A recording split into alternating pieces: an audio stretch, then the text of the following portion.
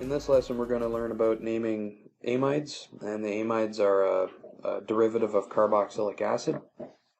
The amide functionality contains a carbonyl and a nitrogen group on it.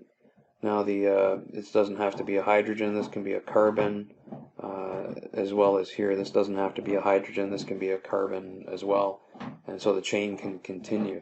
And this is one of the characteristics of polyamides, so they can continue on, the chain can continue over and over again, and this is something like nylon, Kevlar, and Nomex polymers have these amide functional groups in them.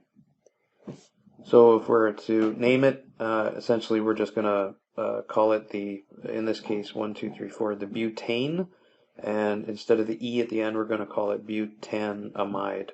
So we start off with the butane, we get rid of the E, and we put in its place butanamide.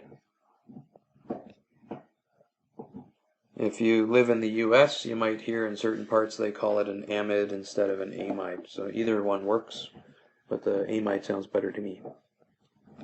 So now, if we start to add substituents onto the nitrogen of the amide, we have to start naming it similar to what we do with just an amine on its own. So in this case, we still have a butanamide, but we have to indicate that we now have a methyl group on the nitrogen. And so we're going to indicate that we have an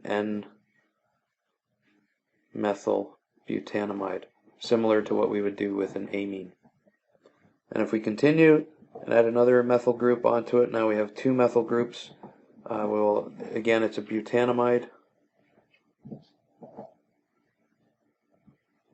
And I have to indicate that I have a methyl group here and a methyl group here, each one of them on the nitrogen. So I have to say I have an N-methyl, N-methyl.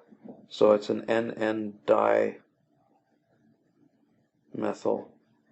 butanamide.